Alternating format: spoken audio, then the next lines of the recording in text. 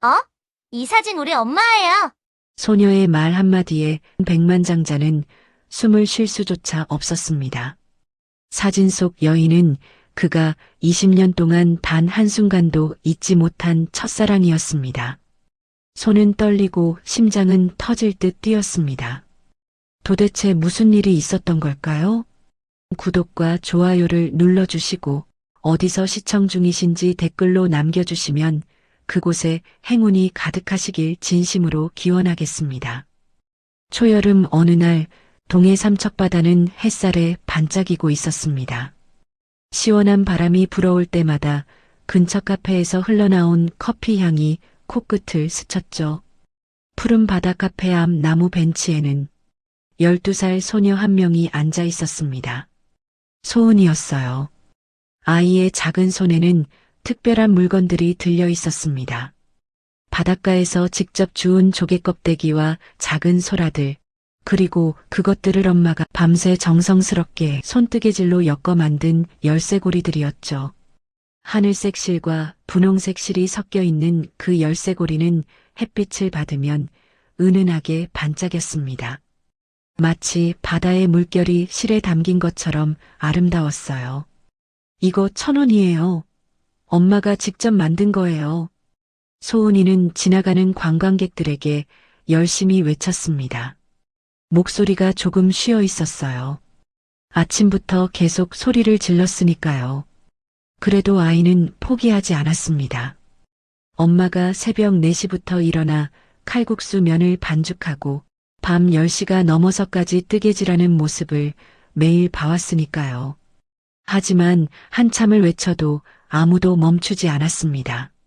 어떤 사람은 잠깐 쳐다보다가 고개를 돌렸고 어떤 사람은 아예 눈길조차 주지 않고 지나쳤죠. 젊은 연인들은 서로만 바라보았고 가족 단위 관광객들은 아이들 챙기느라 바빴습니다. 소은이의 어깨가 조금씩 처졌어요. 그래도 엄마를 생각하며 다시 힘을 냈습니다. 바로 그때였습니다. 깔끔한 하얀 셔츠와 정장 차림의 한 남자가 카페로 들어서고 있었어요. 강태수, 그는 37살의 성공한 사업가였습니다. 미국에서 건강식품 회사를 세워 성공을 거둔 그는 이번에는 한국 제약회사와 협업해 건강식품 브랜드를 만들기 위해 한국으로 돌아왔습니다. 강원도의 해조류 농가들과 계약 협의를 마친 뒤 직원들과 함께 삼척 해변에 잠시 들른 참이었습니다. 카페 안은 시원했습니다. 에어컨 바람이 땀에 젖은 그의 이마를 식혀줬죠. 다른 직원들은 이미 커피를 주문하고 자리에 앉아 있었어요. 하지만 태수의 시선은 유리창 너머로 향했습니다. 바깥의 작은 소녀에게 머물렀어요. 왜였을까요? 그 아이의 간절한 눈빛 때문이었을까요? 아니면 엄마를 자랑스러워하며 외치는 그 목소리 때문이었을까요? 태수는 자신도 모르게 발걸음을 돌렸습니다. 커피를 주문하는 대신 다시 문을 열고 밖으로 나갔어요. 아저씨, 조개 열쇠고리 보세요. 정말 예뻐요. 소은이가 다시 한번 외쳤습니다. 가까이서 보니 아이의 얼굴에는 땀방울이 송글송글 맺혀 있었어요. 낡은 운동화는 발가락 부분이 살짝 닳아 있었고 티셔츠도 여러 번 빨아서 색이 바랬습니다. 하지만 아이의 표정만큼은 누구보다 밝았죠. 태수는 부드러운 미소를 지으며 아이 앞으로 다가갔습니다. 무릎을 살짝 굽혀 아이와 눈높이를 맞췄어요. 이거 하나 주렴. 태수가 파란색 실로 엮은 열쇠고리를 가리키며 말했습니다. 소은이의 얼굴에 환한 웃음꽃이 피어났어요. 오늘 첫 손님이었거든요. 아침 9시부터 지금 오후 2시까지 5시간 만에 처음으로 물건을 파는 거였습니다. 감사합니다. 정말 감사합니다. 소은이가 연신 고개를 숙이며 인사했어요. 태수는 지갑을 꺼내 10,000원짜리 지폐를 찾았습니다. 그런데 그 순간 손이 미끄러졌어요. 지갑이 바닥에 떨어지면서 안에 있던 물건들이 와르르 쏟아졌습니다. 신용카드며 명함이며 동전들이 대굴대굴 굴러갔죠. 그런데 그 중에서도 유독 눈에 띄는 것이 하나 있었습니다. 낡은 사진 한 장이었어요. 모서리가 닳고 누렇게 변색된 그 사진은 세월의 흔적을 고스란히 담고 있었습니다. 오래된 지갑에서 지갑으로 옮겨 다니며 20해가 넘는 세월을 함께한 사진이었죠. 소은이는 재빨리 몸을 숙였습니다. 아저씨, 제가 주워드릴게요. 착한 아이였어요. 바닥에 떨어진 물건들을 하나하나 정성스럽게 주워 모았습니다. 그러다가 그 사진을 집어든 순간 소은이의 눈이 동그랗게 커졌어요. 작은 입이 벌어졌습니다. 사진 속에는 교복을 입은 어린 여학생이 있었습니다. 긴 생머리에 수줍은 미소를 띤 그 소녀는 너무나도 익숙한 얼굴이었어요.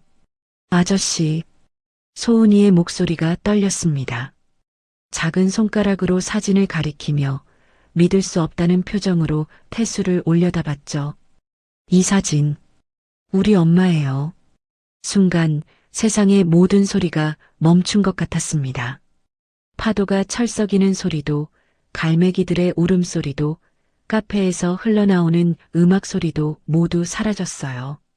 태수의 손끝이 미세하게 떨리기 시작했습니다. 심장이 마구 뛰어서 가슴이 터질 것만 같았죠. 그의 눈동자가 흔들렸습니다. 마치 잔잔한 호수에 큰 돌을 던진 것처럼 그의 마음속에 거대한 파문이 일어났어요. 뭐라고? 태수의 목소리는 갈라졌습니다. 입술이 바짝 말라서 제대로 발음조차 되지 않았어요. 아주 오랫동안 가슴 깊은 곳에 묻어두었던 그 이름이 목까지 차올랐지만 차마 입 밖으로 나오지 못했습니다. 세상이 고요해졌어요. 시간이 멈춘 듯 했습니다. 오래된 기억들이 바닷바람을 타고 하나둘씩 되살아나기 시작했죠. 17살 소년이었던 그 시절, 미술부에서 함께 그림 그리던 그녀의 모습이 선명하게 떠올랐습니다. 오후 햇살이 비스듬히 들어오던 미술실, 붓을 잡고 진지하게 그림에 집중하던 선희. 가끔 그림이 잘 안 풀릴 때면 살짝 혀를 내밀던 버릇, 그리고 수줍게 웃던 그 미소까지. 20해가 지난 것이 무색하게 모든 기억이 어제 일처럼 생생했어요. 태수는 떨리는 손으로 사진을 받아들었습니다. 손바닥에 땀이 배어 나왔어요. 정말이었습니다. 정말 내 엄마가 맞니? 태수가 간신히 물었습니다. 목소리가 너무 떨려서 제대로 들렸을지도 의문이었죠. 네, 우리 엄마 고등학교 때 사진이래요. 집에도 똑같은 거 있어요. 엄마가 보물처럼 아끼는 사진이에요. 소은이는 신기한 듯 사진과 태수를 번갈아 봤습니다. 아이의 순수한 눈빛이 태수의 가슴을 더욱 아프게 찔렀어요. 태수는 다리에 힘이 풀려서 근처 벤치에 주저앉았습니다. 숨이 가빠왔어요. 마치 깊은 바닷속에서 갑자기 수면 위로 올라온 것처럼 폐가 터질 듯이 숨을 들이마셨습니다. 아저씨, 괜찮으세요? 소은이가 걱정스럽게 물었습니다. 작은 손으로 태수의 팔을 살짝 잡았어요. 태수는 겨우 고개를 끄덕였습니다. 하지만 괜찮지 않았어요. 전혀 괜찮지 않았죠. 20해 전 갑작스럽게 이별해야 했던 그날의 아픔이 다시 밀려왔습니다. 거스름돈은 됐단다. 태수가 10,000원을 건네며 말했습니다. 목소리가 갈라져서 제대로 나오지 않았어요. 하지만 소은이는 고개를 저으며 단호하게 말했죠. 아니에요. 이거 1,000원이라서 9,000원 드릴게요. 우리 엄마가 계산은 정확히 해야 된다고 했어요. 여기 있어요. 감사합니다. 소은이는 주머니에서 꼬깃꼬깃한 1,000원짜리를 하나씩 꺼냈습니다. 정성스럽게 9장을 세어서 건넸어요. 태수는 돈을 받는 아이의 손을 물끄러미 바라봤습니다. 12살 아이치고는 거친 손이었어요. 단단하게 살아온 흔적이 역력했죠. 그 모습이 어찌나 대견하면서도 짠한지 태수는 가슴 한편이 먹먹해졌어요. 아저씨, 엄마 가게 오실래요? 엄마 가게가 근처예요. 행복 칼국수집이에요. 소은이가 밝게 웃으며 손가락으로 해변 쪽을 가리켰습니다. 행복 칼국수집. 그 이름을 듣는 순간 태수의 가슴이 또 한 번 크게 요동쳤습니다. 태수는 천천히 일어섰습니다.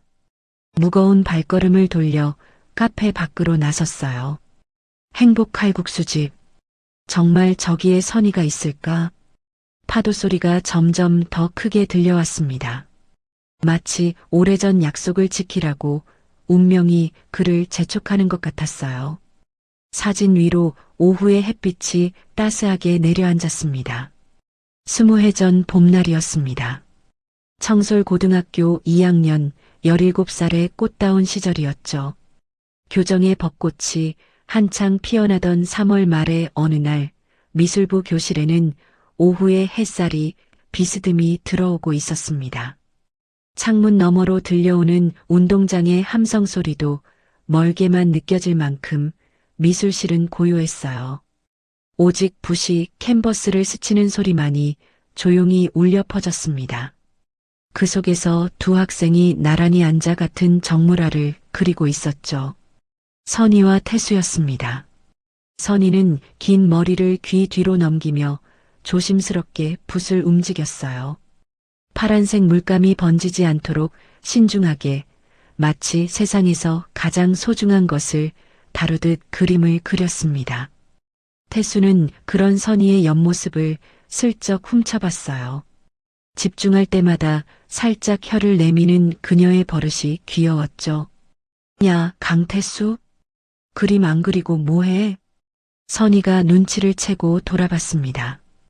태수는 황급히 시선을 돌리며 붓을 들었어요. 아니야, 그냥 색깔 고민 중이었어. 얼굴이 빨개진 태수를 보며 선희는 작게 웃었습니다. 그 미소가 너무 예뻐서 태수는 심장이 쿵쾅거렸어요. 방과 후 활동이 끝나고 둘은 함께 버스 정류장으로 향했습니다. 매일 같은 시간 같은 버스를 타고 집으로 돌아가는 것이 어느새 일상이 되었어요. 버스가 도착하자 둘은 자연스럽게 맨 뒷자리로 향했습니다. 그곳이 그들만의 지정석이었거든요. 태수는 가방에서 작은 카세트를 꺼냈어요. 며칠 전 라디오에서 녹음해둔 노래가 담긴 테이프를 넣고 재생 버튼을 눌렀죠. 그리고 헤드폰 한쪽을 살며시 선희에게 건넸습니다. 이거 들어봐. 어제 라디오에서 녹음한 거야. 선희는 이어폰을 받아 귀에 꽂았어요. 두 사람 사이의 거리가 가까워졌습니다. 어깨가 살짝 닿을 정도로요. 이어폰 줄이 짧아서 어쩔 수 없었지만 사실 둘 다 그게 싫지 않았어요. 라디오에서는 감미로운 발라드가 흘러나왔습니다. 창밖으로는 저녁 노을이 지고 있었고 버스는 덜컹거리며 달렸죠. 그 순간만큼은 세상에 둘만 있는 것 같았습니다. 선희의 눈꺼풀이 점점 무거워졌어요. 아침 일찍부터 학교에 나와 피곤했던 모양이었습니다. 고개가 꾸벅꾸벅 앞으로 숙여지더니 어느 순간 태수의 어깨에 기댔어요. 순간 태수는 온몸이 굳어버렸습니다. 심장이 터질 것처럼 뛰었어요. 선희의 머리카락에서 은은한 샴푸 향이 났습니다. 숨소리가 규칙적으로 들려왔죠. 태수는 혹시라도 선희가 깰까 손끝 하나 움직이지 못한 채 숨조차 제대로 쉬지 못했어요. 버스가 멈출 때마다 조마조마했습니다. 선희가 내릴 정류장이 다가올수록 아쉬움이 커졌어요. 태수는 조심스럽게 고개를 돌려 선희의 얼굴을 바라봤습니다. 편안해 보이는 그녀의 잠든 얼굴이 천사 같았어요. 다음은 은행 사거리입니다.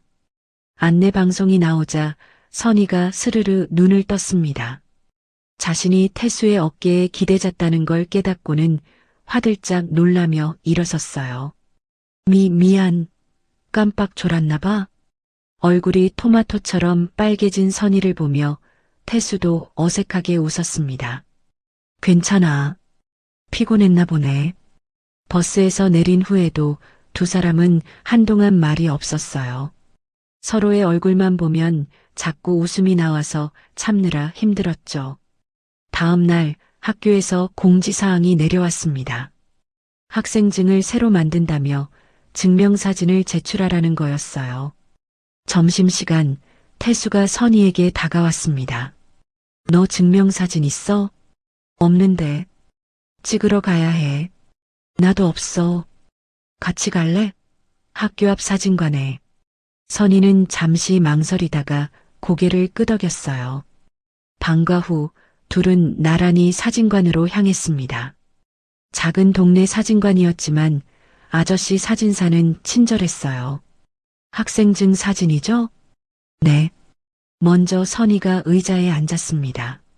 사진사 아저씨가 머리 위치를 조정해주고 있을 때 태수는 뒤에서 그 모습을 지켜봤어요. 긴장한 듯 어색하게 웃는 선희가 귀여웠죠. 자, 웃지 말고 자연스럽게. 하나, 둘, 셋. 찰칵. 이어서 태수 차례였습니다. 의자에 앉은 태수는 괜히 넥타이를 만지작거렸어요.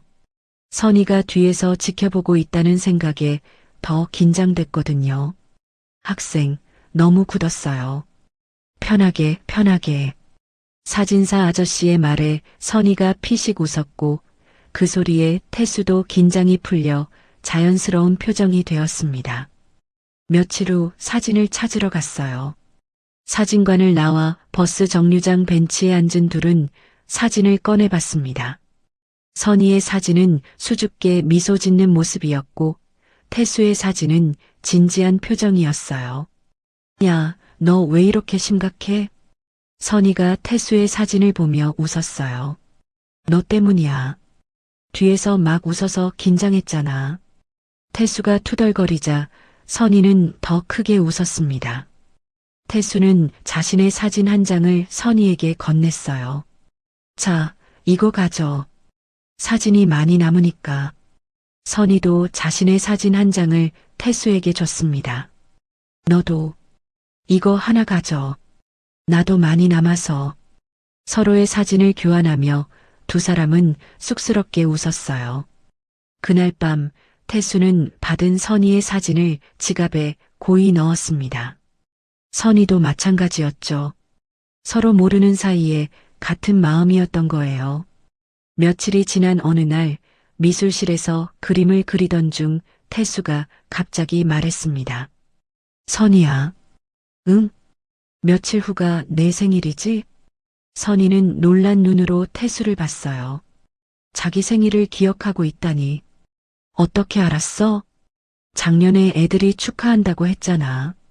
4월 3일 맞지? 태수는 사실 그날 이후로 달력에 동그라미를 쳐놓고 기다려왔던 거였어요. 하지만 그런 내색은 하지 않았죠. 생일날 시간 있어? 나랑 돈가스 먹으러 갈래? 갑작스러운 제안에 선희는 당황했습니다. 붓을 든 손이 살짝 떨렸어요. 돈가스? 응. 학교 앞에 새로 생긴 돈가스 집 있잖아. 맛있다고 하더라. 태수는 최대한 아무렇지 않은 척했지만 사실 심장이 미친 듯이 뛰고 있었어요. 선희는 잠시 망설이다가 수줍게 고개를 끄덕였습니다. 응, 좋아. 그 대답을 듣는 순간 태수는 온 세상을 다 얻은 것 같았어요. 그날 밤 선희는 자기 방에서 뜨개질을 시작했습니다. 빨간색 털실로 목도리를 뜨는 거였어요. 태수에게 줄 선물이었죠. 한 코 한 코 정성스럽게 떠나가며 그날을 기다렸습니다. 창문을 열고 밤하늘을 바라보며 중얼거렸어요. 그날 날씨 좋았으면 좋겠다. 비도 안 오고. 한편 태수는 책상 앞에 앉아 종이약을 접고 있었습니다. 태수의 마음속에는 선희에게 전하고 싶은 말들이 가득했어요. 학 하나를 완성할 때마다 속으로 연습했죠. 선희야, 사실 나는 고백 편지도 썼다가 지우기를 반복했습니다. 어떤 말로도 자신의 마음을 다 표현할 수 없을 것 같았거든요. 둘의 풋풋한 사랑은 그렇게 봄날의 벚꽃처럼 활짝 피어나고 있었습니다. 그때 텔레비전에서는 낯선 단어가 흘러나왔습니다. IMF 긴급회의가 소집되었으며 아나운서의 목소리가 거실을 울렸지만 17살 두 사람의 마음엔 아직 봄이었죠. 세상이 흔들리고 있다는 걸 그땐 몰랐습니다. 선희의 생일 전날 밤이었습니다. 태수는 자기 방에서 마지막 종이약을 접고 있었어요.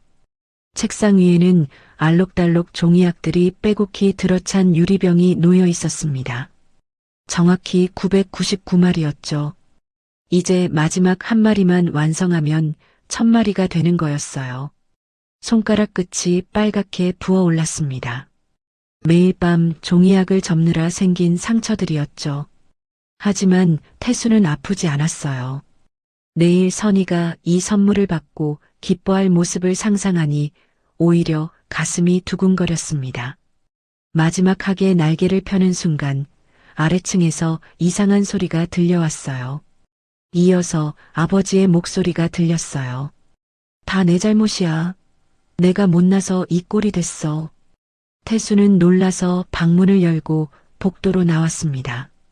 계단 아래에서는 어머니의 울음소리와 함께 급하게 짐을 싸는 소리가 들렸어요. 뭔가 심상치 않았습니다. 조심스럽게 계단을 내려간 태수는 거실의 광경을 보고 숨이 멎는 것 같았어요. 어머니는 눈물을 흘리며 옷가지들을 가방에 쑤셔넣고 있었고 아버지는 소파에 주저앉아 머리를 감싸쥐고 있었습니다.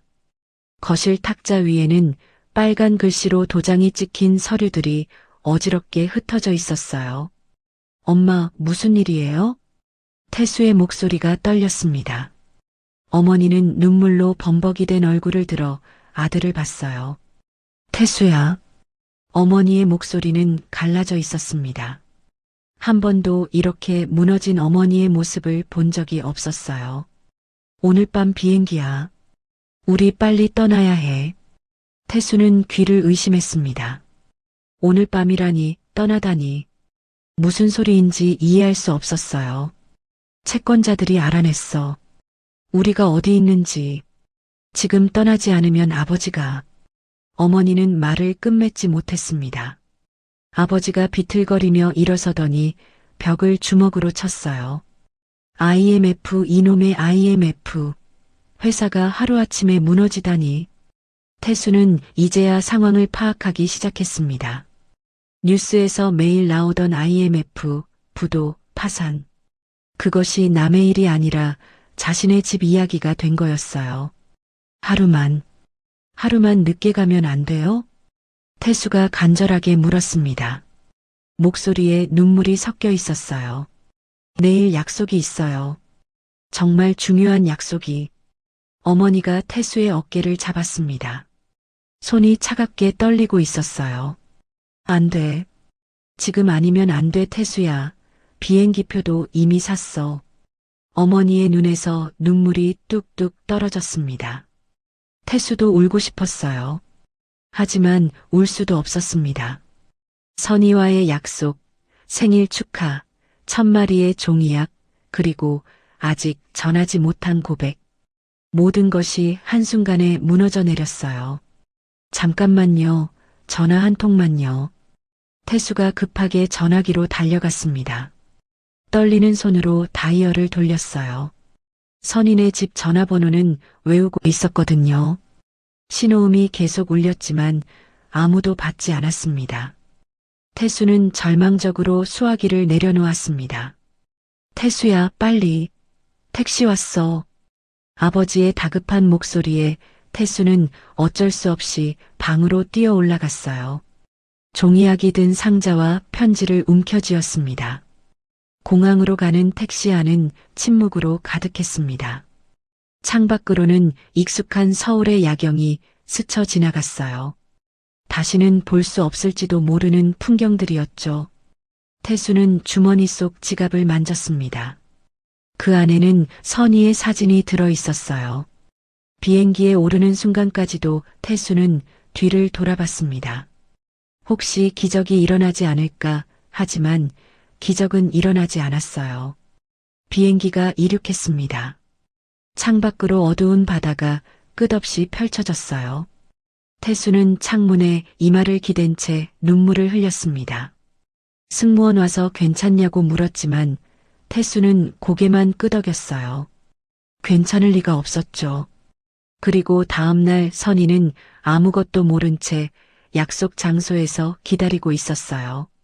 선희는 학교 앞 돈가스 집에 앉아 있었습니다. 예쁜 원피스를 입고 정성스럽게 머리도 빗었어요. 손에는 빨간 목도리가 든 선물 상자를 꼭 쥐고 있었죠. 6시에 와서 벌써 2시간째 기다리고 있었습니다. 학생, 주문 안 해?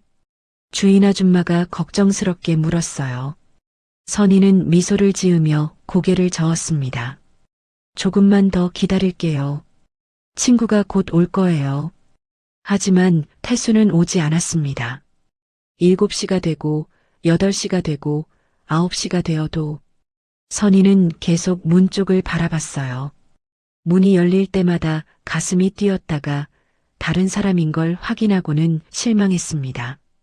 9시가 되자 가게 문을 닫을 시간이었어요. 선희는 더 이상 기다릴 수 없었습니다. 실망을 감추지 못한 채 무거운 발걸음으로 집으로 돌아갔어요. 빨간 목도리 상자를 꼭 쥔 채로. 그날 밤 선희는 잠을 이룰 수 없었습니다.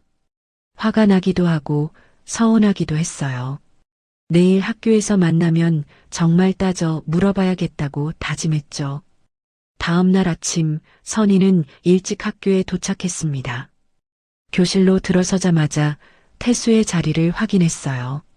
하지만 그의 자리는 비어 있었습니다. 태수 아직 안 왔어? 선희가 옆자리 친구에게 물었어요. 친구는 놀란 표정으로 선희를 봤습니다. 너 몰랐어? 태수? 친구가 말을 망설였어요. 다른 아이들도 수군거리기 시작했죠. 태수 미국으로 갑자기 이민 갔대. 온 가족이 떠났다더라.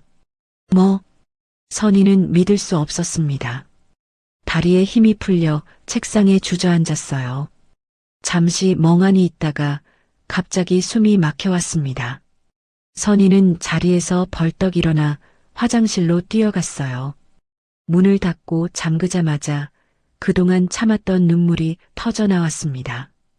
입을 손으로 막았지만 흐느낌이 새어나왔어요.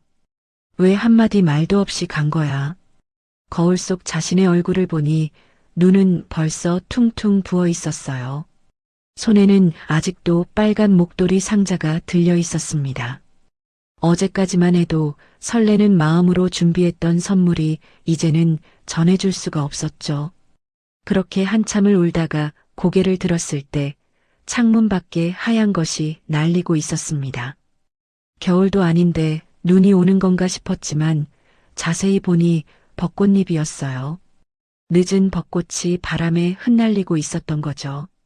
마치 눈처럼 하얗게 그녀의 첫사랑이 끝났음을 알리듯이 선희는 목도리 상자를 가슴에 꼭 안았습니다. 화장실을 나와 복도를 걸으려니 다리가 후들거렸어요. 교실로 돌아왔지만 수업은 귀에 들어오지 않았습니다. 창밖에 벚꽃잎이 계속 날리고 있었어요. 태수와 함께 보고 싶었던 봄날의 풍경이 이제는 혼자 봐야 하는 거였죠. 17살의 첫사랑은 그렇게 아무 작별의 인사도 없이 끝나버렸습니다. 태수가 떠난 뒤 6개월이 지난 추운 11월이었습니다. 선희의 아버지가 갑작스럽게 세상을 떠났어요. 과로와 스트레스로 쓰러진 뒤 사흘 만에 눈을 감으셨죠. 병원 영안실에 마련된 작은 빈소에는 찾아오는 사람이 거의 없었습니다. 동네 이장님과 몇몇 이웃들 뿐이었어요. 18살 선희는 검은 상복을 입고 혼자 앉아 있었습니다. 눈물도 이미 말라버렸어요.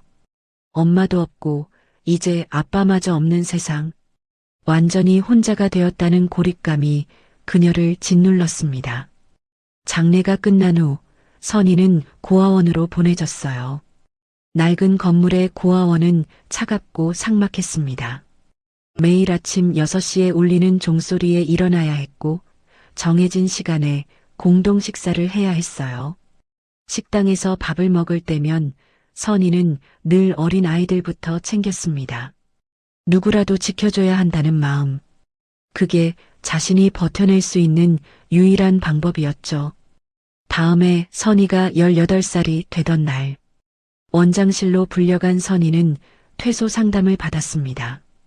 희끗한 머리에 원장 선생님이 안경을 고쳤으며 말했어요. 선희야, 이제 성인이니까 여기서 나가야 한단다. 선희가 조용히 물었습니다. 그럼 전 어디로 가야 해요? 구로공단 의류공장 자리가 있어. 숙식도 되고 당분간은 큰 걱정은 없을 거야. 원하면 소개해 줄게. 숙식 제공이라는 말이 한 줄기 희망처럼 들렸습니다. 하지만 그것은 또 다른 고통의 시작이었어요. 의류공장은 지하에 있었습니다. 창문도 없는 좁은 공간에 재봉틀 20대가 빽빽이 들어차 있었죠. 새벽 5시부터 밤 11시까지 일해야 했어요. 기계 소음이 귀를 찢을 듯 울렸고 먼지로 숨쉬기도 힘들었습니다. 선희의 손가락은 늘 부어 있었어요. 바늘에 찔려 피가 나는 일도 다반사였죠. 하지만 그녀는 포기하지 않았습니다. 침대 밑에 숨겨둔 스케치북과 연필이 있었거든요. 언젠가 미대에 가겠다는 꿈, 그 작은 불씨를 지키며 버텼습니다. 밤 12시가 넘어 기숙사로 돌아오면 선희는 작은 스탠드 불빛 아래서 그림을 그렸어요. 공장의 재봉틀도 창밖의 가로등도 모든 것이 그녀의 그림 소재가 되었죠. 손은 아팠지만 그림을 그릴 때만큼은 행복했습니다. 그렇게 버티던 몇 년 후 새로운 공장장이 부임했어요. 그 남자는 처음엔 과하게 친절했습니다. 선희에게만 유독 관심을 보였죠. 선희 씨는 다른 애들이랑 달라. 불편한 칭찬이었습니다. 선희는 애써 무시하려 했어요. 하지만 공장장의 행동은 점점 도를 넘었죠. 퇴근 후에 사무실로 오라고 했고 어깨를 만지고 급기야는. 그날 밤의 일은 선희가 평생 잊을 수 없는 악몽이 되었습니다. 기숙사로 돌아온 선희는 화장실에서 한참을 울었어요. 온몸이 떨렸고 더러워진 것 같은 느낌이 지워지지 않았습니다. 경찰에 신고해야 할까? 병원에 가야 할까? 하지만 누가 믿어줄까요? 고아원 출신 공장 여공의 말을. 오히려 자신이 나쁜 소문의 주인공이 될 것 같아 두려웠습니다. 새벽이 되자 선희는 결심했어요. 더는 이곳에 있을 수 없었습니다. 그 남자와 같은 공간에서 숨 쉬는 것조차 끔찍했거든요. 조용히 짐을 꾸렸습니다. 스케치북과 연필, 태수에게 주려던 빨간 목도리, 함께 찍었던 사진. 그게 전부였어요. 새벽 3시 모두가 잠든 시각에 공장을 빠져나왔습니다. 뒤돌아보지 않았어요. 다시는 돌아오지 않을 곳이었으니까요. 버스터미널에 도착한 선희는 창구 앞에 섰어요. 주머니에는 겨우 3만 원이 들어 있었죠. 어디로 드릴까요? 창구 직원이 무심하게 물었습니다.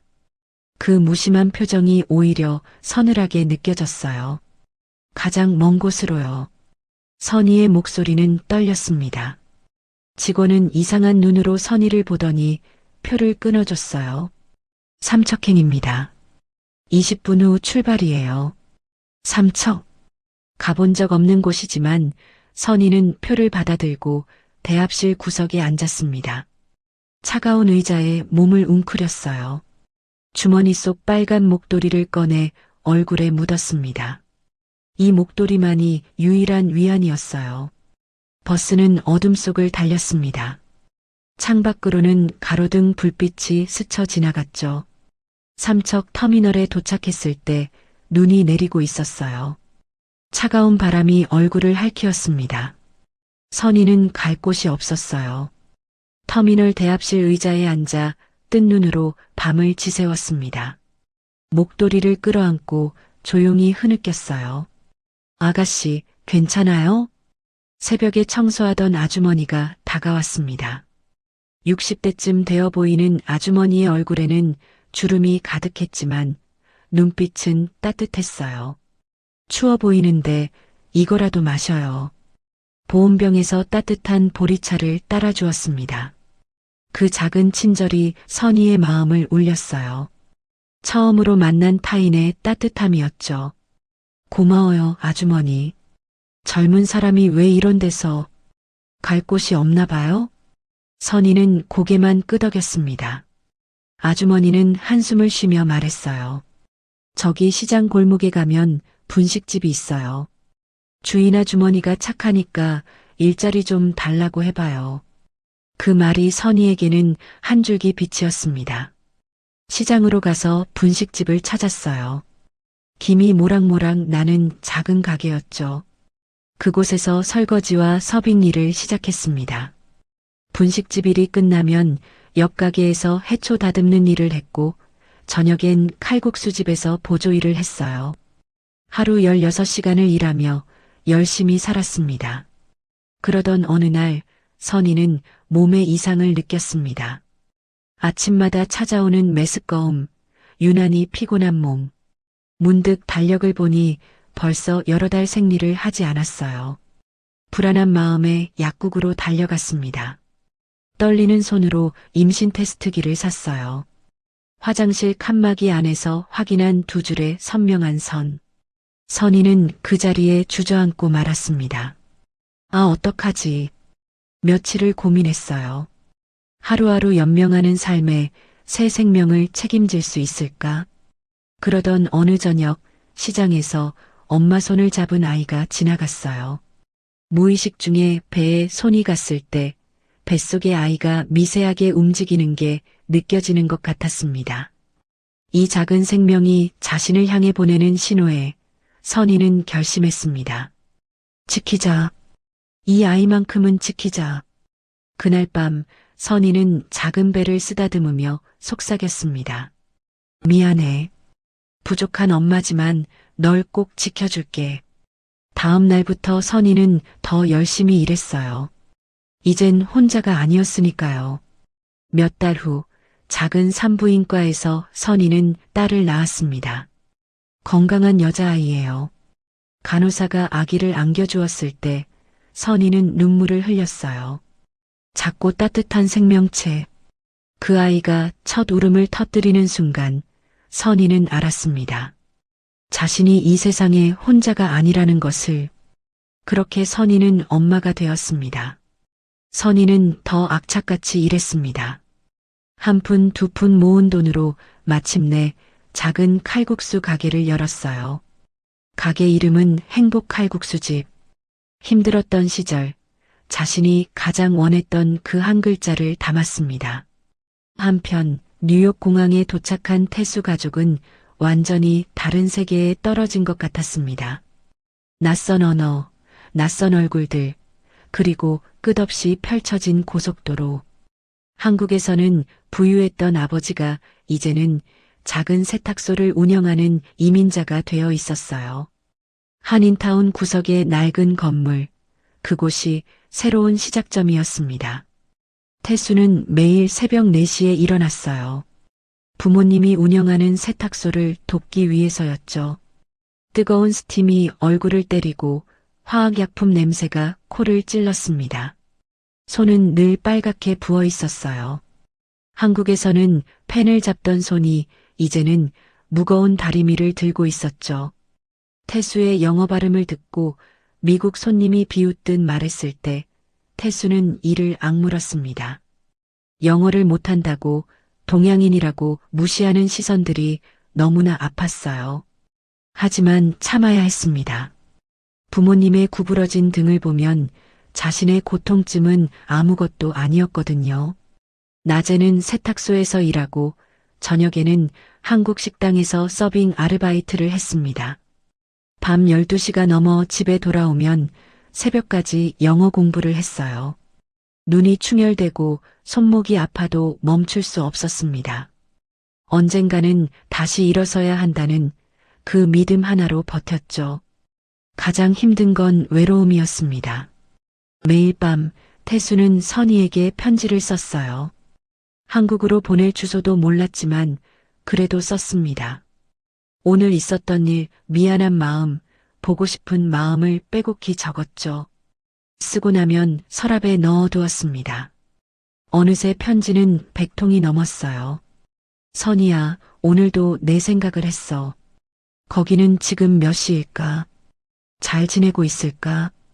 혼잣말처럼 중얼거리며 창밖을 바라보면 뉴욕의 불빛이 차갑게 반짝였습니다. 그리움만 쌓여가는 시간이었어요. 세탁소 일과 아르바이트를 병행하며 공부하는 것은 지옥 같았어요. 하루에 몇 시간밖에 못 자는 날이 대부분이었죠. 하지만 포기하지 않았습니다. 도서관에서 쓰러질 때까지 공부했고 모든 과목에서 최고 성적을 받았어요. 그리고 마침내 미국 명문대 경영학과 합격 통지서를 받았습니다. 교수들도 놀랐습니다. 영어가 서툰 동양인 학생이 의지 하나로 명문대에 합격한 거였으니까요. 너는 정말 특별한 학생이야. 교수들의 진심 어린 축하가 이어졌습니다. 게다가 장학금까지 받았어요. 세탁소 뒷방에서 그 소식을 들은 부모님은 펑펑 우셨습니다. 허리가 굽도록 일한 보람이 있구나. 아버지는 태수를 꼭 안아주셨죠. 그 품이 너무나 따뜻했지만 동시에 야위어진 아버지의 몸이 느껴져 가슴이 아팠습니다. 대학 생활도 쉽지 않았어요.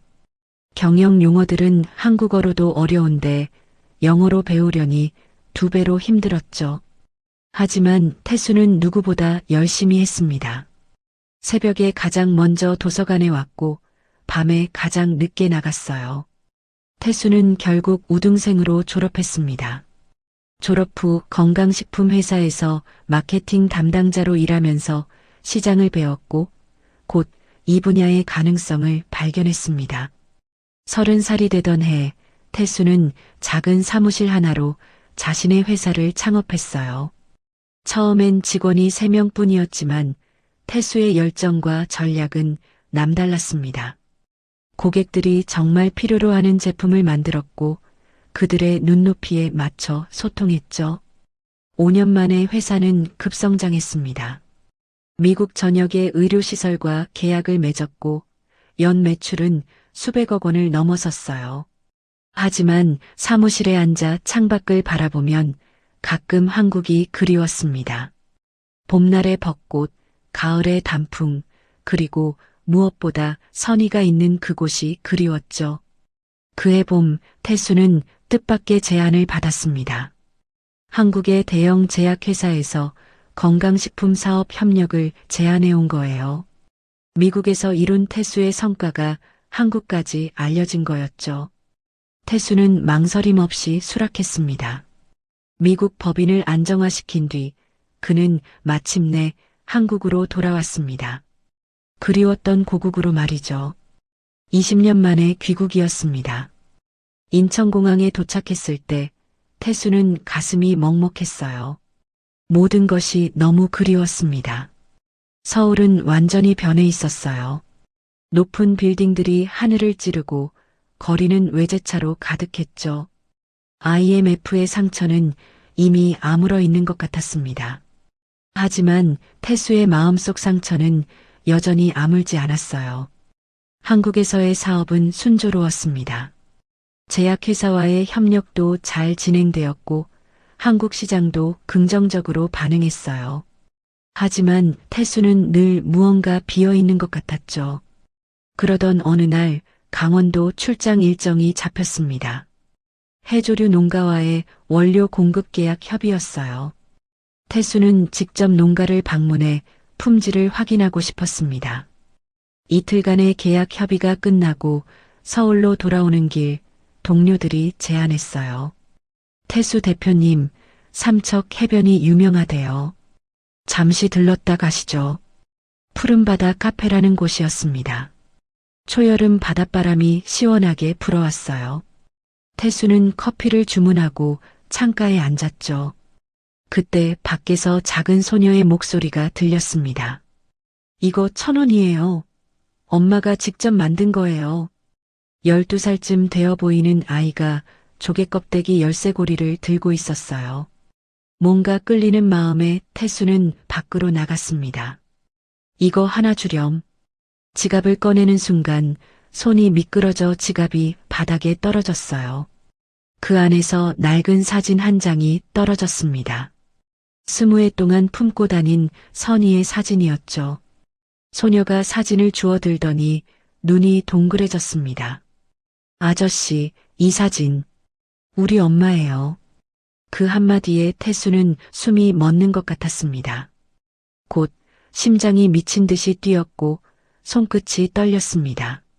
믿을 수 없었어요. 이것이 현실인지 꿈인지 분간이 되지 않았죠. 정말 내 엄마가 맞니? 떨리는 목소리로 물었습니다. 소녀는 밝게 웃으며 고개를 끄덕였어요. 네, 우리 엄마도 똑같은 사진 있어요.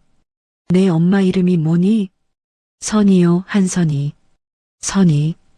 그 이름을 듣는 순간 가슴이 철렁 내려앉았습니다. 20해 동안 그리워했던 그 이름. 매일 밤 불러보았던 그 이름. 태수는 다리에 힘이 풀려 벤치에 주저앉았어요. 눈앞이 흐릿해졌습니다. 운명의 문이 다시 열린 순간이었습니다. 소은이 앞장서서 걸었습니다.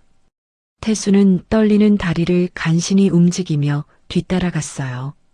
좁은 골목길을 돌아서자 낡은 간판 하나가 눈에 들어왔습니다.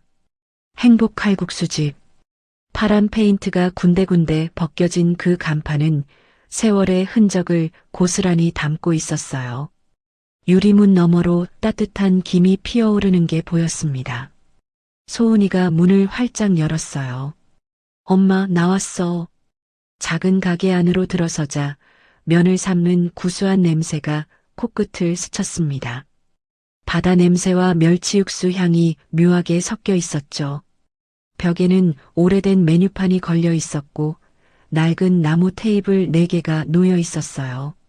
소박하지만 정갈한 공간이었습니다. 주방에서 한 여인이 등을 보인 채 일하고 있었어요. 머리는 단정하게 묶여 있었고 낡은 앞치마를 두르고 있었습니다. 칼국수 면을 건져내는 그 뒷모습을 보는 순간 태수는 숨이 멎는 것 같았어요. 20년이란 시간이 아무 의미 없이 느껴졌습니다. 소은아, 손님이랑 같이 왔니? 여인이 돌아섰습니다. 그 순간 시간이 멈췄어요. 한선이가 거기 서 있었습니다. 얼굴에는 세월이 새겨져 있었고 손등에는 오래된 화상 자국이 보였어요. 하지만 그 눈빛만은 변하지 않았습니다. 17살 때의 맑고 순수한 눈빛이 여전히 남아 있었죠. 선희의 눈이 점점 커졌습니다. 입술이 떨리기 시작했어요. 손에 들고 있던 국자가 바닥으로 떨어졌습니다. 떨어지는 소리가 유난히 크게 울렸어요. 태수? 선희의 목소리는 간신히 들릴 정도로 작았습니다. 믿을 수 없다는 표정이었어요. 선희야. 태수도 그녀의 이름을 불렀습니다. 오랜만에 불러보는 이름이었어요. 2글자 안에 모든 그리움이 담겨 있었죠. 17살 그때처럼 서로 이름을 불렀습니다. 둘 사이에 무거운 정적이 흘렀어요. 무엇을 먼저 말해야 할지, 어떻게 시작해야 할지 몰라서 그저 서로를 바라보기만 했습니다. 태수의 손에는 여전히 선희의 옛 사진이 들려 있었고 선희의 눈에는 눈물이 고이기 시작했어요. 그때 소은이가 뛰어들어왔습니다. 엄마, 이 아저씨가 아까 카페에서 내 열쇠고리 사주셨어. 소은이의 밝은 목소리에 두 사람은 현실로 돌아왔어요. 선희의 표정이 순간 얼어붙었습니다. 태수가 자신의 사진을 들고 있는 것을 보았거든요. 그 오랜 세월 태수가 그 사진을 간직하고 있었다는 사실에 가슴이 먹먹해졌어요. 선희는 떨리는 손으로 앞치마를 벗었습니다.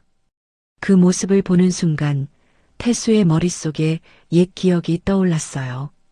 고등학교 미술실에서 그림을 그리다 쉬는 시간이 되면 미술용 앞치마를 벗던 선희. 20년의 세월이 흘렀어도 선희는 여전히 아름다웠습니다. 좀 앉을래? 선희가 간신히 말했어요. 목소리가 떨려서 제대로 나오지 않았습니다. 냉장고에서 차가운 물을 꺼내 컵에 따랐어요. 물이 컵 밖으로 조금 흘러내렸습니다. 손이 너무 떨렸기 때문이었죠. 태수는 조용히 의자에 앉았습니다. 선희도 맞은편에 앉았어요. 둘 사이에는 낡은 나무 테이블 하나가 놓여 있었습니다. 오랜만이네. 선희가 먼저 입을 열었어요. 태수는 말이 막혔습니다.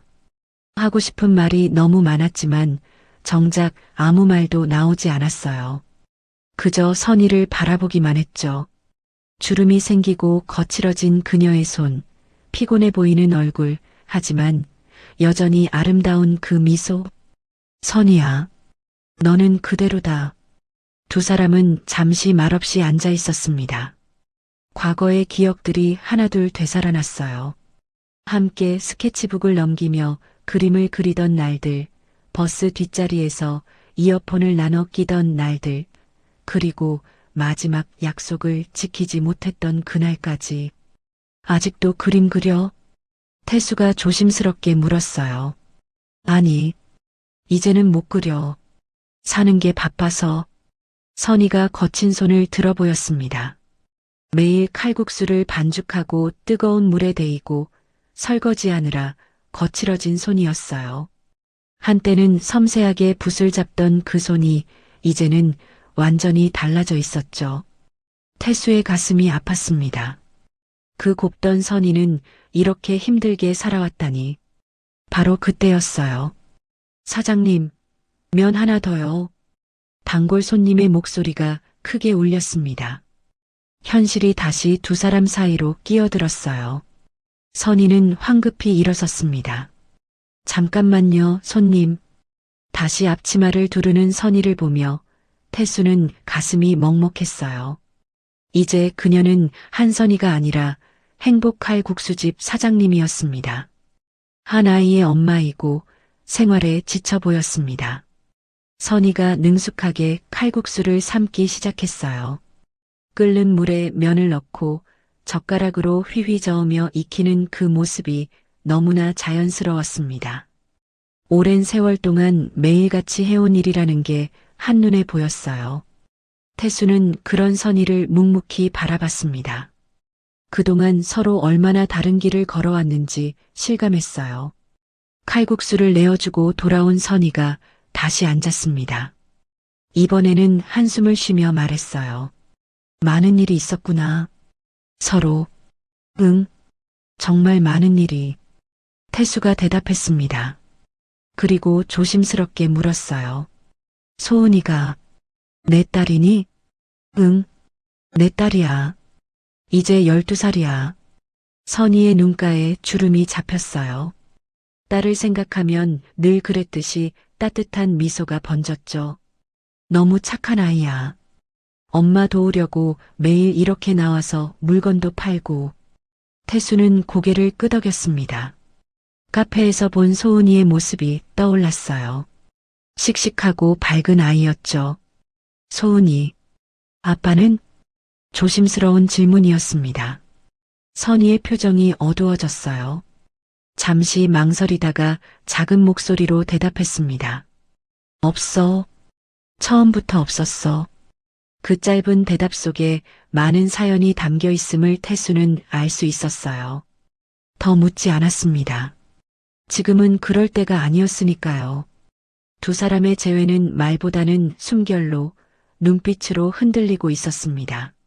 아주 오랜 시간을 뛰어넘어 다시 만난 두 사람. 너무 많은 것이 변했지만 또 어떤 것은 전혀 변하지 않았어요. 서로를 바라보는 그 눈빛만큼은 17살 그때 그대로였습니다.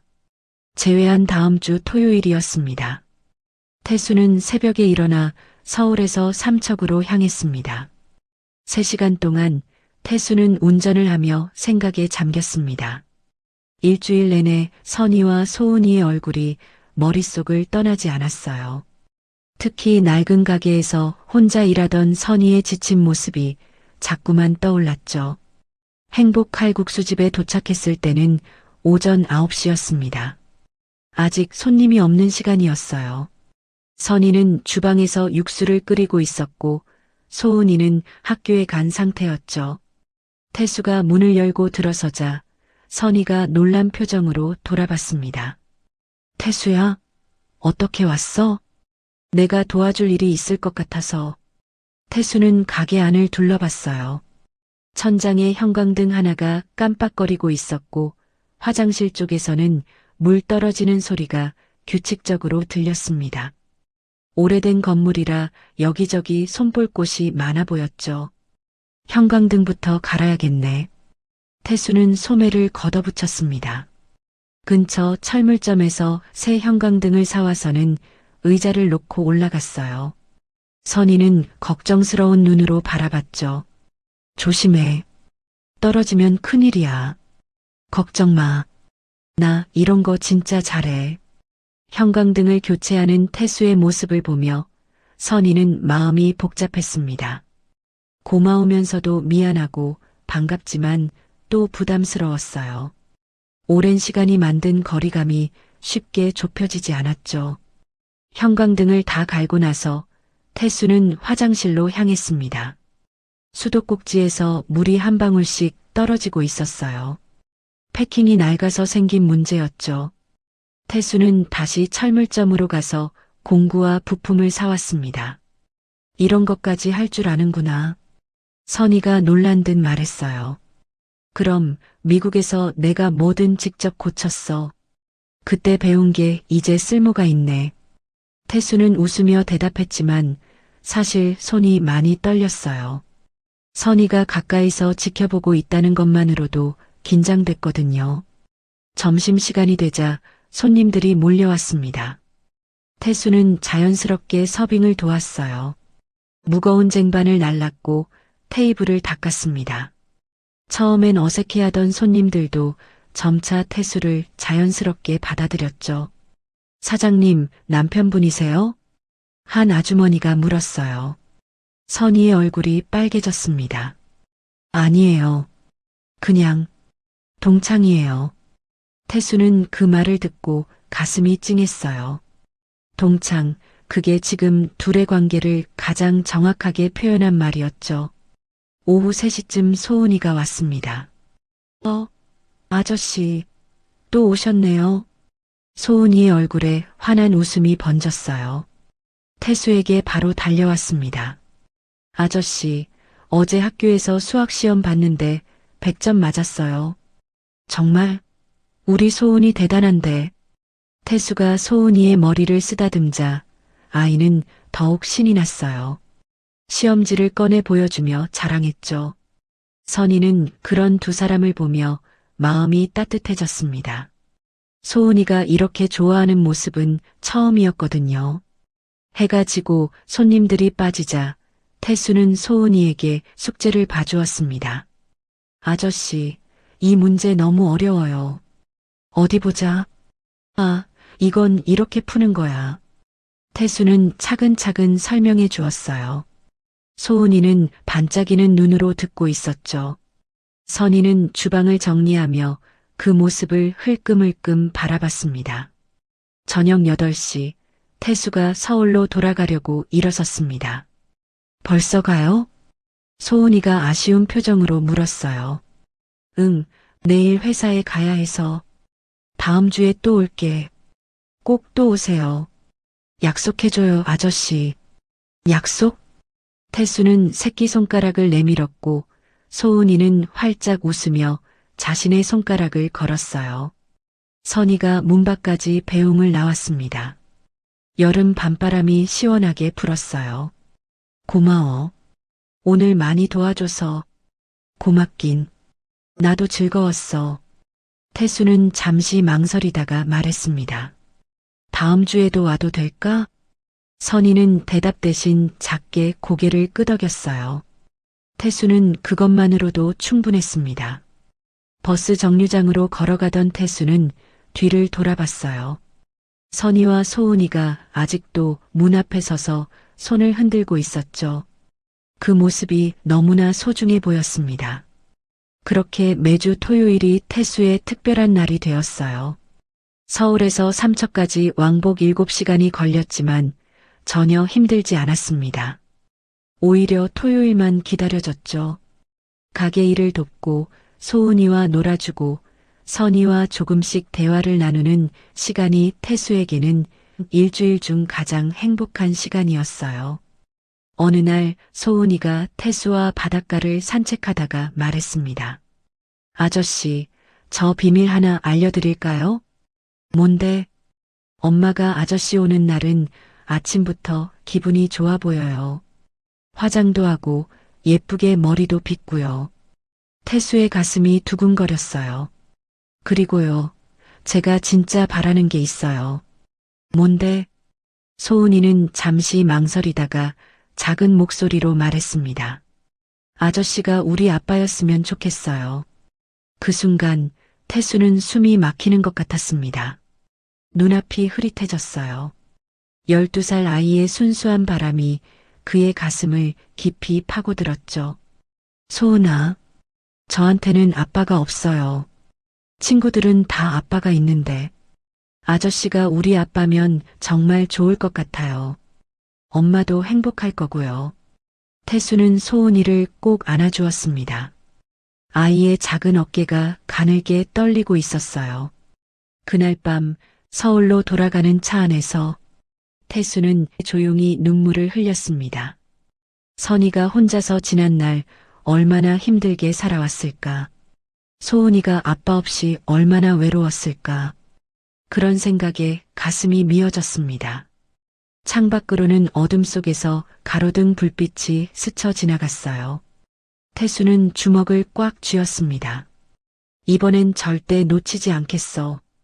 혼잣말처럼 중얼거렸어요.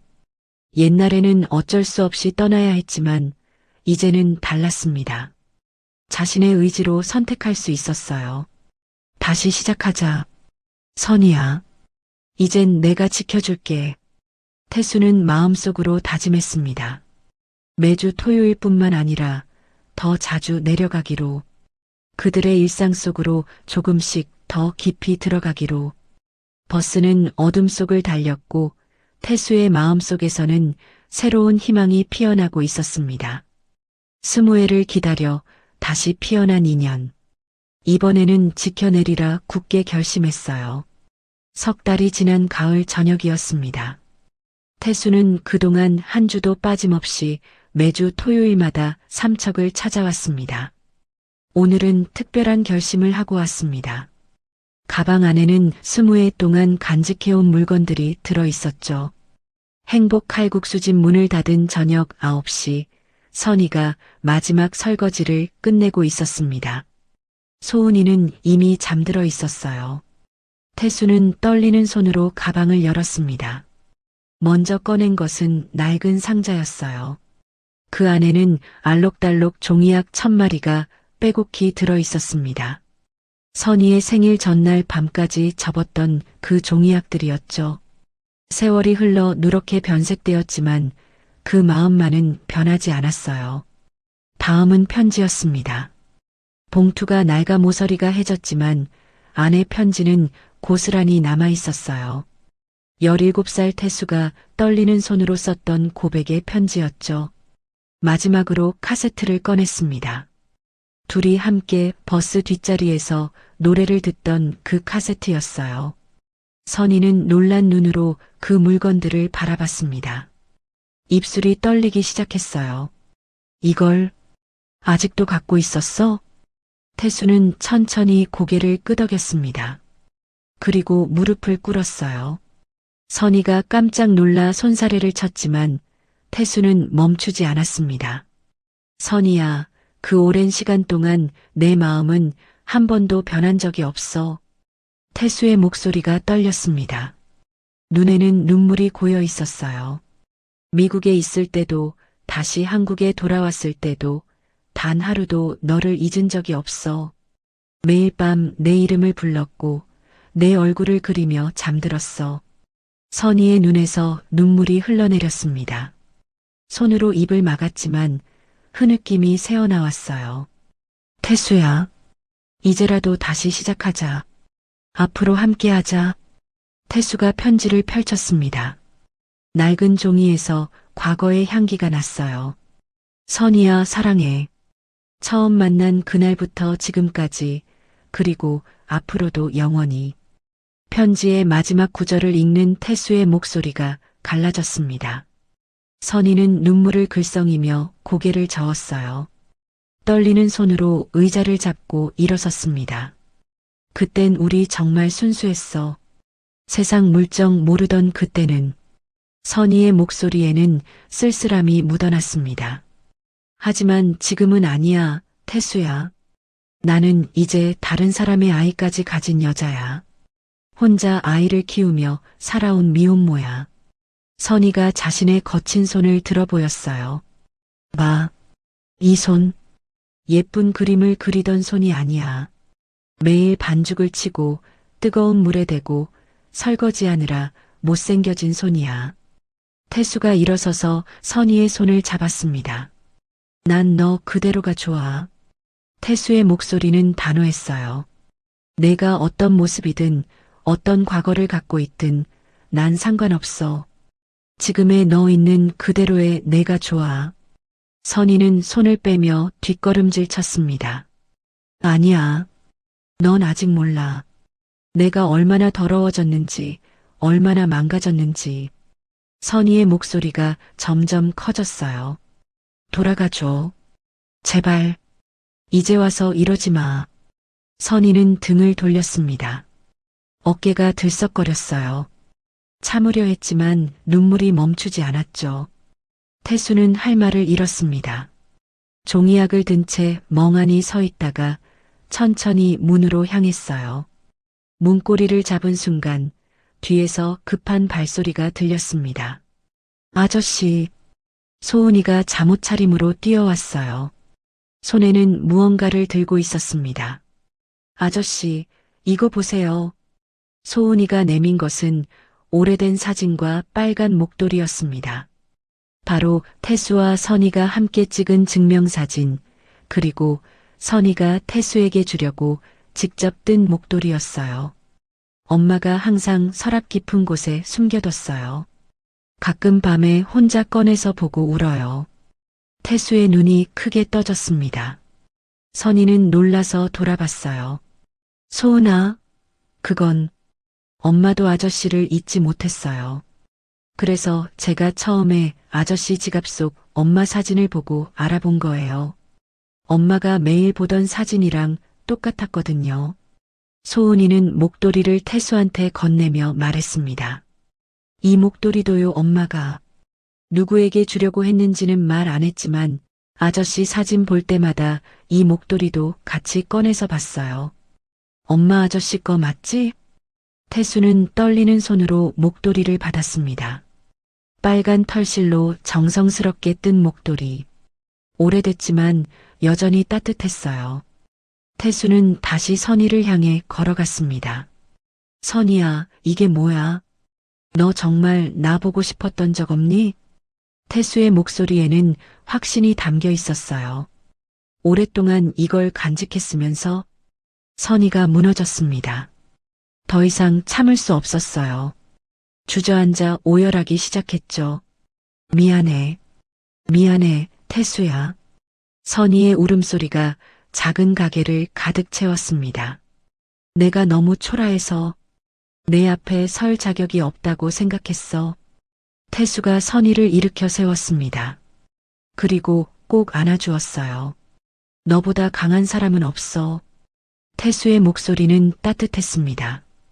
혼자서 아이를 키우고 이 가게를 지키고 그 모든 걸 견뎌낸 너보다 강한 사람은 이 세상에 없어. 태수가 선희의 얼굴을 두 손으로 감쌌어요. 내 눈엔 내가 제일 아름다워. 그때도 지금도 앞으로도. 선희는 태수의 가슴에 얼굴을 묻고 울었습니다.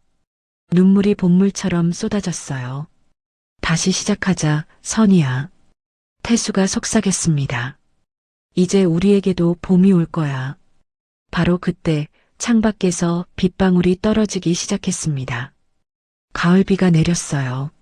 마치 세상의 모든 상처를 씻어내리듯 부드럽게 내리는 비였습니다. 유리창을 타고 흐르는 빗물이 두 사람의 눈물처럼 보였어요. 소은이가 다가와 두 사람을 함께 안았습니다. 엄마, 이제 울지 마. 아저씨 그리고 내가 있잖아. 세 사람은 그렇게 서로를 꼭 안은 채 서 있었습니다. 밖에서는 빗소리가 점점 커졌어요. 20해 동안 쌓였던 기다림과 그리움, 그 모든 아픔이 빗물에 씻겨 내려가는 듯 했습니다. 창문 너머로 들어온 빛이 종이약 1000마리가 담긴 상자를 비췄어요. 마치 축복처럼. 고백을 받아들인 지 일주일 후 태수는 중대한 결정을 내렸습니다. 선희야, 소은아. 이번 주말에 서울 올라가자. 선희는 놀란 눈으로 태수를 바라봤어요. 무슨 일인지 짐작은 했지만 막상 현실로 다가오니 두려웠습니다. 부모님 뵈러 가는 거지?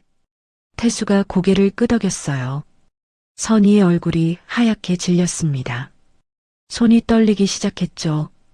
태수야, 내가 어떻게 그분들을 뵐 수 있겠어? 미혼모에다가 학력도 없고 이런 작은 가게나 하는 사람인데. 태수가 선희의 떨리는 손을 꼭 잡았습니다. 우리 부모님은 미국에서 특별히 귀국하셨어. 너를 만나기 위해서야. 걱정하지 마. 다 괜찮을 거야. 토요일 아침 세 사람은 서울로 항했습니다. 소은이는 처음 가보는 서울이라며 신이 났지만 선희는 창백한 얼굴로 창밖만 바라봤어요. 태수가 준비해온 새 옷을 입었지만 마음은 전혀 편하지 않았습니다. 서울에 도착해서 간 곳은 강남의 한 호텔이었습니다. 태수의 부모님이 묵고 계신 곳이었죠. 호텔 로비의 화려한 샹들리에를 보며 선희는 더욱 주눅이 들었어요. 자신이 이곳에 어울리지 않는 사람 같았습니다. 엘리베이터가 멈췄어요.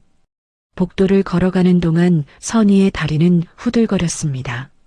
소은이가 엄마 손을 꼭 잡아줬어요. 엄마, 힘내. 내가 있잖아. 12살 딸의 위로가 오히려 선희의 눈시울을 뜨겁게 했습니다. 태수가 문을 두드렸어요. 잠시 후 문이 열렸습니다. 60대 후반의 품이 있는 여성이 서 있었어요. 태수의 어머니였습니다. 머리는 은발로 변했지만 따뜻한 미소는 여전했죠. 그 옆에는 태수의 아버지가 휠체어에 앉아 계셨습니다. 미국에서의 고된 생활로 건강이 많이 나빠지신 모양이었어요. 선희는 문턱을 넘자마자 무릎을 꿇으려 했습니다. 죄송합니다. 정말 죄송합니다. 목소리가 떨렸어요. 눈물이 쏟아질 것 같았지만 참으려 애썼습니다. 그런데 그 순간 태수의 어머니가 재빨리 선희의 팔을 잡아 일으켜 세웠습니다. 아이고, 이러지 마. 선희야. 어머니의 목소리는 놀랍도록 부드러웠어요. 선희의 이름을 부르는 것도 자연스러웠죠. 마치 오래전부터 알고 지낸 사이처럼. 어머니는 선희의 손을 꼭 잡았습니다. 따뜻한 손이었어요. 주름진 손이었지만 그 온기가 선희의 떨림을 멈추게 했죠. 선희야, 태수한테 다 들었어. 어머니의 눈가에 눈물이 맺혔습니다. 내가 혼자서 얼마나 힘들게 살았는지, 그리고 태수한테 내가 얼마나 큰 힘이 됐는지도 다 알아. 선희는 놀란 눈으로 어머니를 바라봤어요. 예상과는 전혀 다른 말이었습니다. 우리 태수가 미국에서 그렇게 열심히 공부할 수 있었던 건 다 내 덕분이야. 매일 밤 내 사진 보면서 공부했다더라. 널 다시 만날 날만 기다리면서 어머니가 잠시 말을 멈췄어요. 눈물을 닦으시더니 다시 말을 이었습니다. 태수는 널 잊지 못해서 아직도 혼자야. 선희의 눈에서 눈물이 흘러내렸습니다. 그렇게 오랜 세월을 기다려준 태수가 고맙고도 미안했어요. 이때 태수의 아버지가 휠체어를 조금 앞으로 움직이셨습니다. 떨리는 손으로 선희를 향해 손짓하셨어요. 선희 양, 이리 와보게. 선희가 다가가자 아버지는 그녀의 손을 잡으셨습니다. 거친 손이었지만 따뜻했어요. 미안하네. 그때 우리가 너무 급하게 떠나는 바람에 젊은 너희들이 제대로 작별 인사도 못했구먼. 아버지의 목소리에는 깊은 후회가 담겨 있었습니다. 평생 마음에 걸렸어. 우리 때문에 너희가 헤어진 거 아닌가 싶어서. 바로 그때 소은이가 앞으로 나왔습니다. 처음엔 수줍어하던 아이가 용기를 내어 입을 열었어요. 안녕하세요. 저는 소은이에요. 태수 어머니의 얼굴에 환한 미소가 번졌습니다. 소은이를 보는 눈빛이 한없이 따뜻했어요. 어머, 이렇게 예쁜 손녀까지 같이 생겼으니 얼마나 좋니? 태수 어머니가 소은이를 끌어안았습니다. 소은이도 처음엔 어색해했지만 곧 품에 꽉 안겼어요. 우리 태수도 못난 부모 만나서 고생 많았단다. 태수 어머니의 목소리가 떨렸습니다. 어머니는 선희와 소은이의 손을 함께 잡았습니다. 세 사람의 손이 포개졌어요. 이제라도 가족이 되어줘서 고마워. 앞으로 셋이 행복하게 오래오래 살아라. 그 순간 소은이가 울먹이기 시작했습니다. 할머니, 감사해요. 아이의 순수한 목소리에 모두의 눈시울이 붉어졌어요. 할머니라고 불러줘서 고마워, 소은아. 태수 아버지도 휠체어에서 몸을 일으키려 하셨습니다. 태수가 부축하자 아버지는 소은이의 머리를 쓰다듬으셨어요. 이제부터는 우리가 진짜 가족이다. 소은이는 우리 손녀고 선희 양은 우리 며느리야. 선희가 흐느꼈습니다. 평생 가족의 따뜻함을 모르고 살았는데 이렇게 받아주시다니 너무나 감사하고 벅찼어요. 어머님, 아버님, 저 같은 사람을 그런 말하지 마. 어머니가 선희를 꼭 안아주셨습니다. 충분히 훌륭해. 혼자서 아이를 키우고 당당하게 살아온 것만으로도 대단한 거야. 태수가 옆에서 지켜보며 미소를 지었습니다. 자신의 부모님이 선희를 이렇게 따뜻하게 받아주셔서 감사했어요. 자, 이제 밥 먹으러 가자. 아버지가 말씀하셨습니다. 레스토랑 예약해뒀어. 가족 모임이니까 맛있는 거 먹어야지. 레스토랑으로 이동하는 동안 소은이는 할머니 손을 꼭 잡고 있었습니다. 마치 오래전부터 알고 지낸 친할머니처럼 자연스러웠어요. 할머니, 저 엄마 도와서 칼국수도 만들 수 있어요. 정말? 우리 손녀가 요리도 잘하는구나. 다음에 할머니, 할아버지 오시면 제가 칼국수 끓여드릴게요. 그래, 꼭 먹으러 갈게. 식탁에 둘러앉은 5명의 얼굴에는 웃음꽃이 피었습니다. 그 긴 세월을 돌아 드디어 하나의 가족이 된 것이었어요. 태수는 선희의 손을 식탁 아래서 살짝 잡았습니다. 선희도 그 손을 꼭 쥐었어요. 새로운 가족의 시작이었습니다. 따뜻한 밥상 위에 행복이 가득했고 창밖으로는 가을 햇살이 포근하게 내리쬐고 있었어요. 마치 이 가족을 축복하듯이 결혼식을 올린 지 1년이 지난 봄날이었습니다. 서울 변두리의 조용한 주택가, 그곳에 새로운 간판이 걸렸어요. 청솔 칼국수집. 선희가 서울의 새로운 가게였습니다. 고등학교 이름을 딴 것은 두 사람의 첫 만남을 기억하기 위해서였죠. 가게는 아담했지만 정갈했어요. 하얀 벽지에 나무 테이블 6개, 그리고 벽에는 선희가 다시 그리기 시작한 그림들이 걸려 있었습니다. 청솔고 미술실에서 그렸던 것처럼 따뜻한 색감의 풍경화들이었죠. 오전 11시 첫 손님이 들어왔습니다. 여기가 새로 연 칼국수 집이죠? 동네에 소문이 자자하던데. 선희는 환한 미소로 손님을 맞았어요. 예전과는 달라진 모습이었습니다. 거칠었던 손은 여전했지만 표정은 한결 밝아졌죠. 무엇보다 왼손 약지에 빛나는 결혼 반지가 그녀의 행복을 말해주고 있었어요. 점심시간이 되자 태수가 가게로 들어왔습니다. 여보 왔어요? 선희가 반갑게 맞았어요. 태수는 회사 일을 마치고 매일 점심시간마다 가게에 들렀습니다.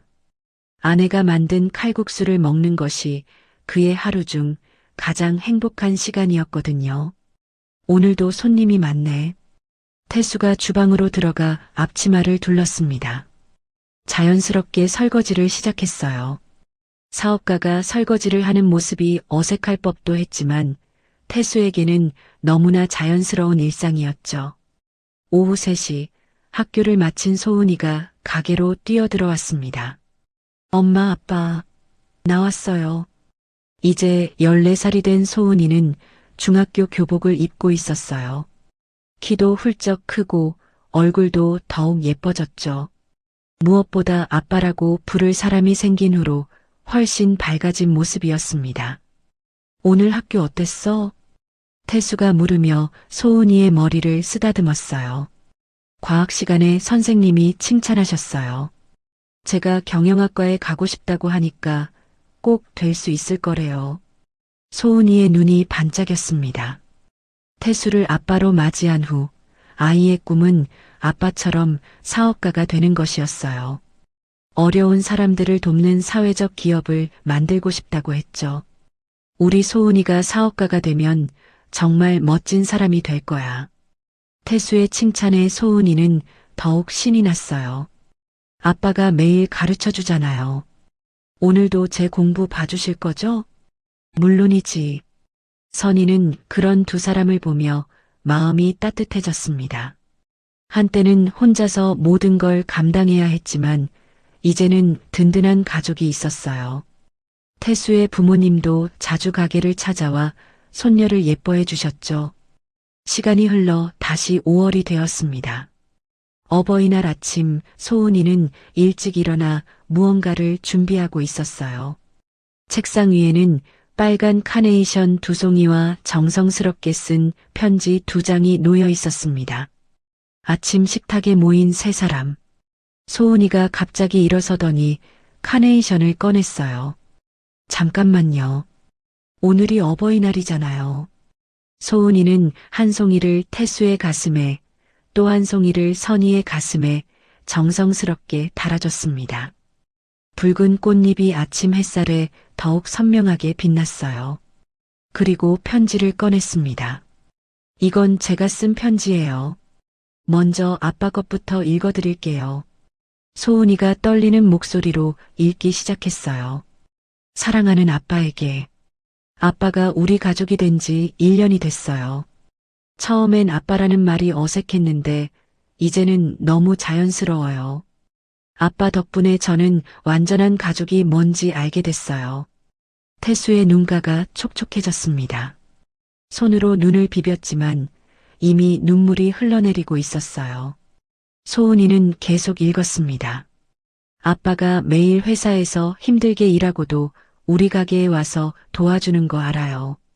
숙제도 봐주고 주말마다 도서관도 같이 가주고 저를 너무 사랑해 주셔서 감사해요. 아빠 사랑해요.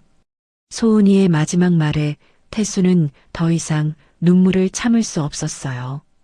자리에서 일어나 아이를 꼭 안았습니다. 나도 사랑해, 소은아. 정말 많이 사랑해. 이번엔 엄마 차례였어요. 소은이가 2번째 편지를 펼쳤습니다. 사랑하는 엄마에게. 엄마는 제게 세상에서 가장 강하고 아름다운 사람이에요. 혼자서 저를 키우느라 얼마나 힘드셨죠. 매일 새벽에 일어나 칼국수 반죽하고 밤늦게까지 가게 정리하느라 고생하셨죠. 선희의 눈에서도 눈물이 흘렀습니다. 이제는 아빠도 있고 할머니, 할아버지도 계시고 우리가 정말 행복한 가족이 됐어요. 엄마가 다시 그림을 그리기 시작한 것도 너무 좋아요. 엄마의 그림은 정말 아름다워요. 선희는 손수건으로 눈물을 닦았어요. 딸의 편지가 가슴 깊이 와닿았습니다. 엄마 사랑해요. 앞으로도 영원히 사랑할 거예요. 소은이가 편지를 다 읽자 선희도 딸을 꼭 안았어요. 엄마도 사랑해, 소은아. 내가 있어서 엄마가 살 수 있었어. 세 사람은 서로를 부둥켜 안았습니다. 따뜻한 체온이 전해졌고 서로의 심장 소리가 들렸어요. 이것이 가족이구나. 이것이 행복이구나 하는 생각이 동시에 들었죠. 바로 그때 창밖에서 빗방울이 떨어지기 시작했습니다. 봄비였어요. 부드럽고 따스한 봄비가 내리기 시작했죠. 마른 땅을 적시고 새싹을 틔우게 할 생명의 비였습니다. 태수가 창밖을 바라보며 말했어요. 봄비가 내리네. 정말 예뻐요. 소은이가 창가로 다가가 비 내리는 풍경을 바라봤습니다. 선희도 남편과 딸 사이에 서서 창밖을 봤어요. 빗방울이 유리창을 타고 흐르는 모습이 마치 기쁨의 눈물 같았습니다. 청솔 칼국수집 간판에도 빗방울이 떨어졌어요. 모든 것을 씻어내고 새롭게 시작하라는 축복처럼. 엄마 배고파? 소은이의 밝은 목소리가 분위기를 바꾸었습니다. 그래, 우리 소은이. 엄마가 세상에서 제일 맛있는 칼국수 끓여줄게. 선희가 눈물을 닦으며 일어섰어요. 태수도 함께 일어서며 선희의 손을 잡았습니다. 나도 도울게. 우리 함께 만들자. 주방에서는 물 끓는 소리, 칼질 소리, 그리고 세 사람의 웃음소리가 어우러졌습니다. 밖에서는 봄비가 내렸지만 작은 가게 안은 그 어느 때보다 환했어요. 1시간 후 저녁 식탁이 차려졌습니다. 김이 모락모락 피어오르는 칼국수 3그릇이 나란히 놓였어요. 선희가 정성스럽게 썰어 올린 파와 김가루가 얹어진 하얀 면, 위로 노란 호박과 붉은 당근이 예쁘게 떠 있었죠. 와, 오늘 칼국수 특히 맛있어 보여요. 소은이가 눈을 반짝이며 말했습니다. 태수는 젓가락을 들기 전에 잠시 그 광경을 바라봤어요. 식탁 위에 3그릇, 그리고 그 앞에 앉은 아내와 딸. 이 평범한 풍경이 얼마나 소중한지 새삼 깨달았습니다. 잘 먹겠습니다. 세 사람이 함께 손을 모았어요. 첫 숟가락을 뜨는 순간 태수의 눈에 또다시 눈물이 맺혔습니다. 이번엔 슬픔의 눈물이 아니었어요. 행복의 눈물이었죠. 아빠, 왜 우세요? 소은이가 걱정스러운 얼굴로 물었습니다. 태수는 미소를 지으며 고개를 저었어요. 아니야. 그냥 너무 행복해서 그래. 선희가 남편의 손을 꼭 잡았습니다. 말없이 서로를 바라보는 두 사람의 눈빛에는 20회의 그리움과 기다림, 그리고 이제야 찾은 평화가 담겨 있었어요. 엄마, 아빠, 우리 사진 찍어요. 소은이가 갑자기 일어나 휴대폰을 꺼냈습니다. 오늘 같은 날은 꼭 남겨야 해요. 나중에 할머니, 할아버지한테도 보여드릴 거예요. 세 사람은 식탁 앞에서 어깨를 나란히 했습니다. 소은이가 팔을 길게 뻗어 셀카를 찍으려 하자 태수가 휴대폰을 받아들었어요. 아빠가 찍어줄게. 이렇게 해야 3명이 다 잘 나와. 사진 속 세 사람은 모두 환하게 웃고 있었습니다. 배경으로는 칼국수 그릇들과 창밖의 봄비가 함께 담겼죠. 우와, 정말 예쁘게 나왔다. 소은이가 사진을 확인하며 감탄했습니다. 그 순간 가게 문이 열리며 태수의 부모님이 들어오셨어요. 어머, 할머니, 할아버지. 소은이가 달려가 두 분을 맞았습니다. 우리 손녀 보고 싶어서 왔지. 비 오는데 괜찮니? 할머니가 소은이의 머리를 쓰다듬으며 물었어요. 네, 저희 막 저녁 먹으려던 참이에요. 할머니, 할아버지도 같이 드세요. 선이가 황급히 일어나 그릇을 더 준비했습니다. 태수는 부모님을 부축해 자리에 앉히고 소은이는 물을 따라드렸어요. 곧 5명이 둘러앉은 식탁이 완성되었습니다. 어머님, 아버님, 오늘 어버이날이잖아요. 소은이가 편지도 쓰고 카네이션도 준비했어요. 선이가 말하자 할머니의 눈가가 촉촉해졌습니다. 우리 손녀가 이렇게 효녀였구나. 할머니, 할아버지 것도 준비했어요. 소은이가 방으로 뛰어가더니 카네이션 2송이를 더 들고 왔습니다. 그리고 조심스럽게 두 분의 가슴에 꽃을 달아드렸어요. 할아버지는 휠체어에 앉은 채로 손녀의 손을 꼭 잡으셨습니다. 고맙다, 소은아. 할아버지가 너처럼 착한 손녀를 둬서 정말 행복하단다. 저도 할아버지, 할머니가 계셔서 행복해요. 5명이 함께 칼국수를 먹기 시작했습니다. 대화 소리와 웃음소리가 작은 가게를 가득 채웠어요. 창밖의 봄비 소리가 그 행복한 소음과 어우러졌죠. 식사를 마친 후 할머니가 가방에서 낡은 앨범 하나를 꺼내셨습니다. 얘들아, 이거 봐라. 오늘 가져온 게 있어. 앨범을 펼치자 오래된 사진들이 나타났습니다. 젊은 시절의 태수 부모님, 그리고 어린 태수의 모습이 담긴 사진들이었어요. 우와, 아빠 어렸을 때다. 소은이가 신기한 듯 사진을 들여다봤습니다. 이게 아빠가 고등학교 다닐 때야. 할머니가 한 장을 가리키셨어요. 청솔고 교복을 입은 17살 태수가 환하게 웃고 있었죠. 그리고 그 옆 페이지를 넘기자 선이도 놀라서 입을 막았습니다. 거기에는 미술실에서 찍은 사진이 있었어요. 태수와 선이가 나란히 서서 그림을 그리고 있는 모습이었죠. 누군가 몰래 찍은 것 같았습니다. 어머님, 이 사진은 그때 학교 갔다가 우연히 본 거야. 너무 예뻐 보여서 사진 한 장 찍어뒀지. 할머니가 미소 지으며 말씀하셨어요. 그때부터 알았어. 우리 태수가 선이 너를 얼마나 좋아하는지. 선이의 눈에서 눈물이 또 흘렀습니다. 태수도 그 사진을 보며 목이 메었어요. 이 사진 제가 가져도 될까요? 선이가 조심스럽게 물었습니다. 그럼 너희 거야. 액자에 넣어서 가게에 걸어둬라. 다음 페이지에는 더 오래된 사진들이 있었습니다. 태수 부모님의 젊은 시절, 그리고 그분들의 부모님까지 대대로 이어져 온 가족의 역사가 한 권의 앨범에 담겨 있었어요. 소은아, 이제 너도 이 앨범에 들어가는 거야. 할머니가 소은이를 안으며 말씀하셨습니다. 우리 가족의 소중한 일원이니까. 소은이는 할머니 품에 안긴 채 고개를 끄덕였어요. 눈물이 핑 돌았지만 참으려 애썼죠. 밤 9시가 되자 비가 그쳤습니다. 구름이 걷히고 달빛이 스며들기 시작했어요. 젖은 거리가 달빛을 반사하며 은은하게 빛났습니다. 태수는 부모님을 택시에 태워드린 후 가게 앞 벤치에 앉았습니다. 선이와 소은이도 옆에 나란히 앉았어요. 아빠, 오늘 정말 좋았어요. 소은이가 태수의 팔에 기대며 말했습니다. 나도 그래.